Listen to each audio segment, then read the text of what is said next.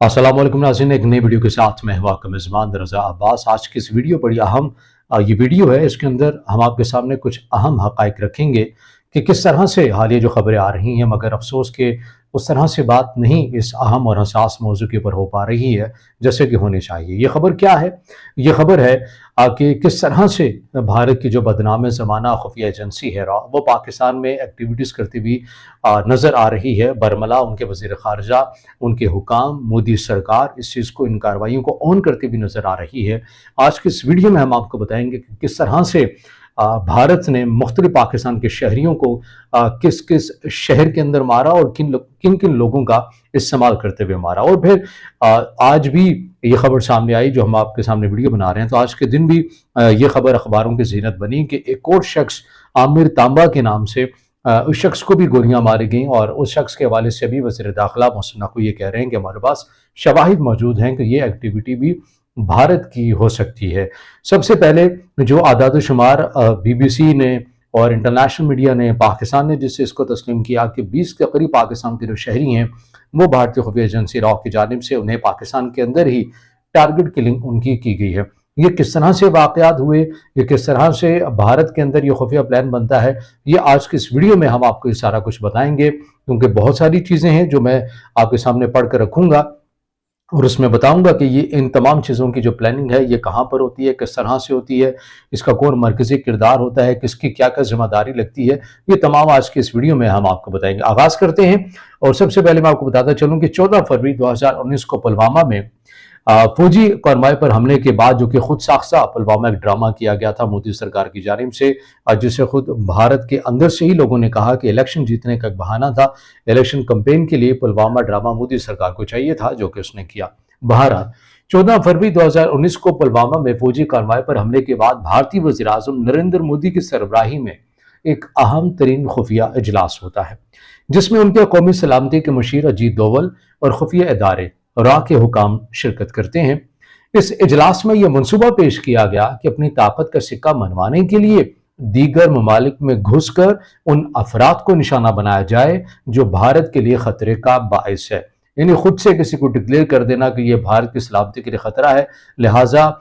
मंसूबा ये बनाया जाए कि वो शख्स, वो फर्द चाहे किसी भी मुल्क में हो, हम उसे निशाना बना सकें, मावराए अदालत कत्ल कर सके, आलमी काबरीन की धज्जियां उड़ा दें। इस चीज़ के लिए हमें एक मंसूबा बनाना होगा।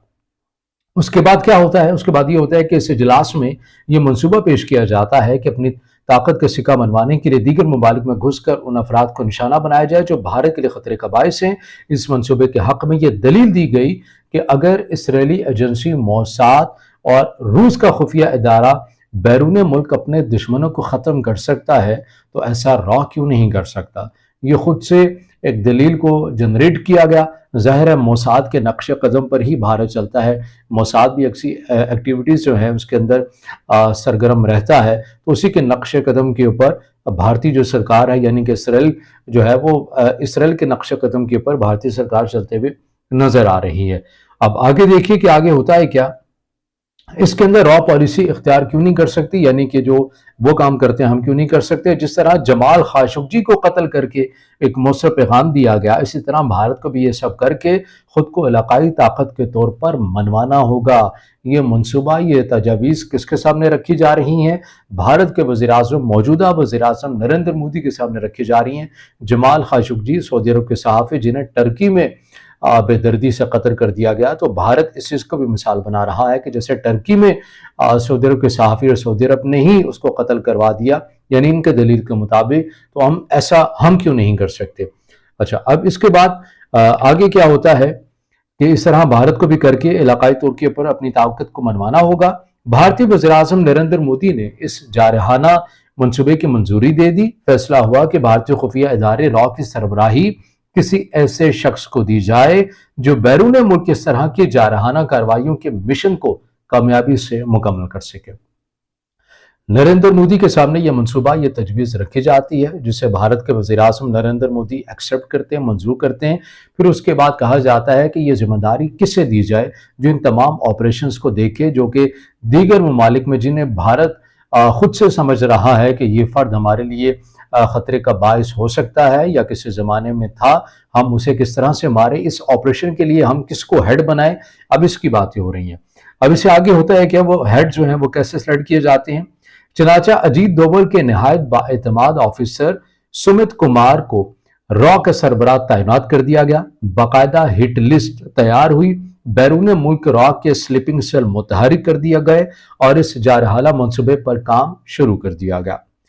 کینیڈا میں ہردیپ سنگھ نجر اور لاہور میں پرمجیت سنگھ کو قتل کر کے سکھ برادری کے حقوق کی جدوجہد کرنے والوں کو خاموش کرنے کی کوشش کی جاتی ہے، تو پاکستان میں جہاد کشمیر سے کسی نہ کسی انداز میں وابستہ رہنے والی شخصیات کو نشانہ بنایا جاتا ہے۔ یعنی کہ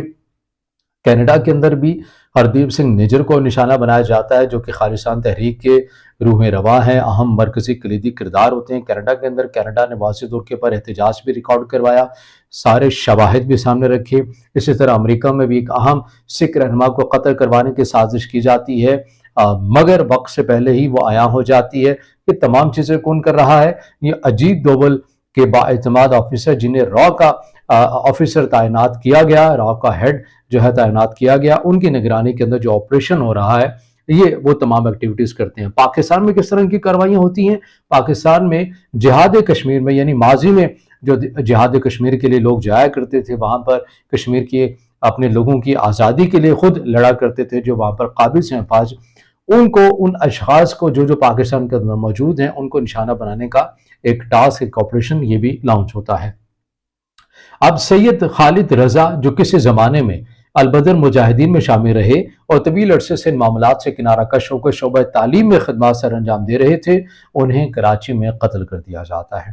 ایک یہ واقعہ ہوتا ہے۔ اسی طرح بشیر احمد عرف پیر امتیاز عالم، جو ماضی میں حزب المجاہدین میں فعال ہوا کرتے تھے، انہیں راولپنڈی میں قتل کر دیا جاتا ہے، اور راولہ کوٹ کی مسجد میں صبح کی نماز کی ادائیگی کے بعد مقبوضہ کشمیر کے زیر انتظام ضلع پونچھ سے تعلق رکھنے والے محمد ریاض عرف ابو قاسم کو فائرنگ کر کے موت کے گھاٹ اتار دیا جاتا ہے۔ زاہد اخوند المعروف ظہور مستری کو سیالکوٹ میں قتل کر دیا جاتا ہے۔ پے در پہ ایک ہی انداز میں ٹارگٹ کلنگ کے ان واقعات سے اندازہ ہوتا ہے کہ کس طرح سے یہ تمام جو ایکٹیویٹیز ہے یہ بھارت ہی کرتا ہوا آ رہا ہے، اور پاکستان نے واضح طور کے اوپر اس کے اوپر کہہ دیا کہ ہمارے پاس شواہد ہیں جو کہ ہم نے بتا دیے ہیں کہ آپ اس تمام چیزوں کے اندر ملوث ہیں۔ اور جب بھارت کی جو وزیر خارجہ ہیں ان سے اس حوالے سے بلکہ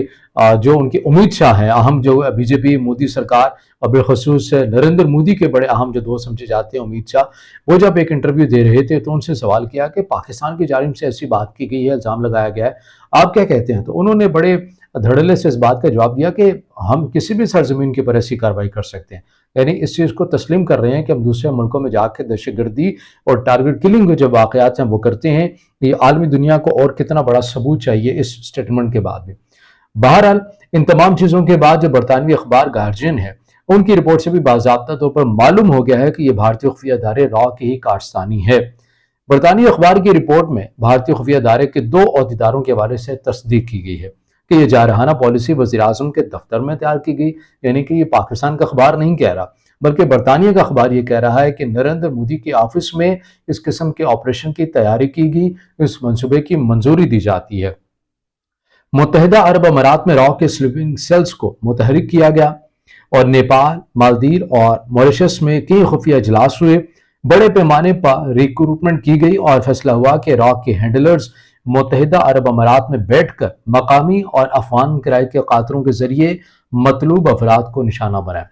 یعنی کہ معاملہ یہ ہوتا ہے کہ مالدیپ میں، متحدہ عرب امارات میں اور موریشس کے اندر خفیہ اجلاس را کے ہوتے ہیں کہ کس طرح سے کون سے لوگ ہمارے ٹارگٹ کو ہٹ کریں گے، ان کے لیے کرائے کے قاتلوں کا رینج کیسے ہوگا، افغانیوں کو کیسے استعمال کیا جائے گا، دیگر لوگوں کو کیسے استعمال کیا جائے گا، مقامی لوگوں کو کیسے استعمال کیا جائے گا۔ یہ وہ اہم ممالک ہے جہاں پر خفیہ اجلاس ہوتے ہیں۔ کون کر رہا ہے؟ را کر رہی ہے، ان کے نمائندگان، ان کے افسران یہ تمام چیزیں کرتے ہوئے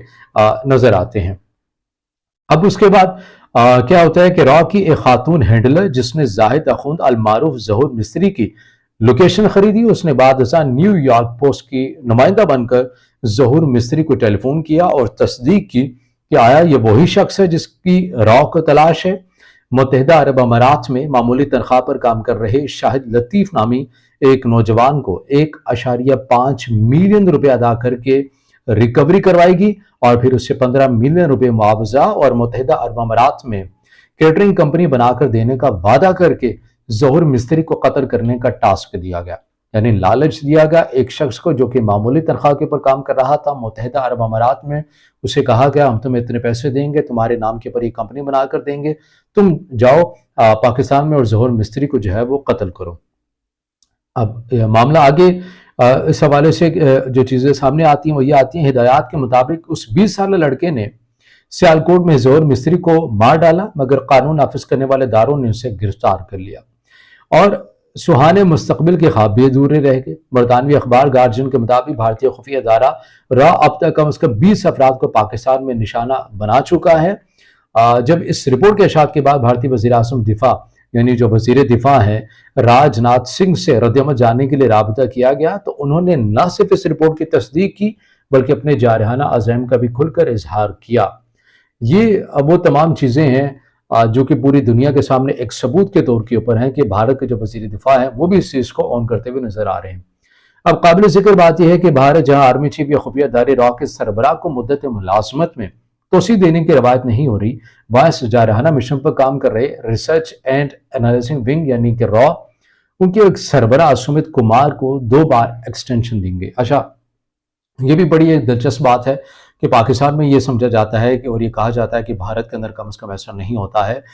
کہ جو فوجی افسران ہوتے ہیں، کوئی آرمی چیف کے رینک کیا ہے یا کوئی ڈی جی آئی ایس ہے جس طرح ہمارے ملک کے اندر ہے، ان کے اندر ظاہر را کے ایجنٹ ہوتے ہیں، را کے بڑے بڑے افسران ہوتے ہیں، ان کو ایکسٹینشن دینے کا رواج نہیں ہے۔ جبکہ مودی سرکار نے جس آفیسر کو سلیکٹ کیا اس مشن کے لیے اس کو 2 بار مدت ملازمت میں توسیع دی گئی، 1 بار نہیں 2 بار ان کو جو ہے وہ توسیع دی جاتی ہے۔ کن بنیادوں کے اوپر دی جاتی ہے؟ ظاہر ہے کہ ان کے جو کام ہے وہ ہو رہے ہیں، جو مشن جو ٹاسک دیا گیا ہے وہ ہو رہے ہیں۔ اب چونکہ 2 بار دے چکے ہیں تو تیسری بار بھی کسی بااعتماد اپنے آفیسر کو انہوں نے لگا دیا ہے کہ جو اب اس مشن کو بھی آگے کنٹینیو کریں گے۔ یہ تو میں نے بتایا کہ 20 لوگوں کو مارا گیا ہے، مگر آج کی جو خبر ہے اس کے اندر ایک اور شخص کو بھی مار دیا گیا ہے، یعنی کہ مجموعی جو تعداد ہوگی ہے۔ بعض خبریں متضاد خبریں آ رہی ہیں، کچھ کہا جا رہا ہے کہ یہ جو شخص ہے یہ مر گیا ہے، کچھ کہہ رہے ہیں، کچھ میڈیا رپورٹس یہ کرتے ہوئے نظر آ رہے ہیں کچھ اخبارات کہ زخمی ہے یہ شخص۔ یہ شخص کون ہے اس حوالے سے میں آپ کو بتاتا چلوں کہ اسلام پورہ گنگا اسٹریٹ میں بھارتی دہشت گرد سربجیت سنگھ پر حملے میں ملوث شخص کو نامعلوم افراد نے فائرنگ کر کے زخمی کر دیا۔ پولیس کے مطابق 2 نامعلوم موٹر سائیکل سواروں نے عامر کے گھر میں گھس کر ان پر فائرنگ کر دی جس کے نتیجے میں وہ شدید زخمی ہو گئے۔ عامر کو شدید زخمی حالت میں ہاسپٹل منتقل کر دیا گیا جہاں پر علاج جاری ہے۔ میں نے کہا کہ کچھ میڈیا جو ہے وہ یہ رپورٹ کر رہا ہے کہ وہ زخمی ہے اور کچھ یہ بھی بتا رہے ہیں کہ وہ جان کی بازی بھی ہار گیا۔ اب یہ عامر کون ہے؟ عامر عرف تانبا اس کو کہا جاتا ہے۔ سربجیت سنگھ کون ہے جس کا ذکر ہے؟ سربجیت سنگھ نے 1990 میں لاہور اور فیصل آباد میں ایکٹیویٹیز کی یا بلاسٹ کروائے جن میں تقریباً جو ہے وہ 14 پاکستانی جو ہے وہ عام پاکستانی جو ہے وہ مارے گئے تھے۔ اس کے بعد عدالت کی جانب سے سربجیت سنگھ کو جو ہے وہ سزائے موت کی سزا سنا دی گئی تھی اور سربجیت سنگھ نے واضح طور کے اوپر یہ خود اعتراف بھی کیا تھا کہ وہ بھارت کا جاسوس ہے جس نے ایسی جو ایکٹیویٹیز ہیں وہ راہ کے کہنے کے اوپر ہی کی ہیں۔ تمام شواہد کی بنا کے اوپر عدالت کی جانب سے حکم سامنے آیا تھا۔ اب عامر عرف تانبا اس نے اور اس کا ایک اور ساتھی مدثر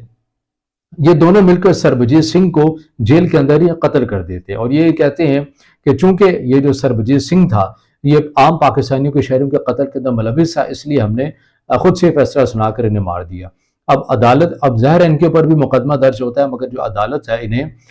کچھ چیزوں کی عدم شواہد کی بنا کے اوپر انہیں اب یہ کہنے کہ ضمانت کے اوپر رہا بھی کر دیتی ہے اور اس کے بعد یہ جو تمام جو معاملہ ہوتا ہے وہ بلکہ جہاں تک یہ ہے کہ ان کو کیس سے ہی بری کر دیا جاتا ہے، یعنی کہ عمران اور مدثر یہ 2 شخص ہوتے ہیں جو بھارت کے جو خفیہ جاسوس ہوتا ہے پاکستان کے اندر جس نے 1990 میں دہشت گردانہ کارروائیوں کا اعتراف کیا، اس شخص کو یہ دونوں شخص مدثر اور عرفان جو ہے یہ قتل کر دیتے ہیں اور پھر انہیں بعد ازاں عدالت جو ہے وہ بری کر دیتی ہے۔ اب ان کے اندر جو جس کا میں ذکر کر رہا ہوں کہ عامر عرفان معذرت میں نے آپ کے نام کر لیا، عامر نام ہے، عامر عرف तांबा इसका नाम कहा जा रहा है। आमिर और मुदस्सिर जो हैं वो दोनों सरबजीत सिंह को मारते हैं और इन दोनों को फिर अदालत रिहा कर देती है। अब आमिर के ऊपर कातिलाना हमला हुआ है। वज़ीर दाखिला मोहसिन नकवी जो हैं उन्होंने भी प्रेस कॉन्फ्रेंस की और उन्होंने भी कहा कि हमारे पास शवाहिद हैं कि आमिर के ऊपर भी फायरिंग करवाने वाले जो वाक़यात जो शवाहिद जा रहे हैं वो भारत की जानिब ही जा रहे हैं। जहाँ पर हम भारत के ऊपर बात करें तो यकीनी तौर के ऊपर यहाँ पर आपके भी जहनों में यही सवाल आ रहा होगा कि ये किस तरह से भारत की जो बदनाम ज़माना खुफिया एजेंसी रॉ है, ये हमारे मुल्क पाकिस्तान के अंदर बड़े आराम के साथ अपने जो अहदाफ है उन्हें हासिल करते हुए नज़र आ रहे हैं। तो क्या वजह है कि हमारी जो इंटेलिजेंस एजेंसीज़ हैं वो मुतहरिक नहीं है या उस तरह से नहीं है जैसा कि होना चाहिए, और इन अनासर को गिरफ्तार भी करना चाहिए। यकीनन ये वो सवाल है जो तमाम पाकिस्तानियों के जहन में है, और यकीनी तौर के ऊपर सिक्योरिटी इदारे इस हवाले से उनके कंसर्न भी हैं और तफ्तीश भी इन चीज़ों की कर रहे होंगे, मगर दुश्मन बड़ी तेज़ी के साथ अपने अहदाफ को हासिल कर रहा है। हमारे सिक्योरिटी इदारों को मज़ीद चौकन्ना होना होगा, मुतहरिक होना होगा, ताकि रॉ जो बदनाम ज़माना खुफिया एजेंसी है भारत की, इनके मरकज़ी किरदारों को दुनिया के सामने एक बार फिर से बेनकाब करना होगा।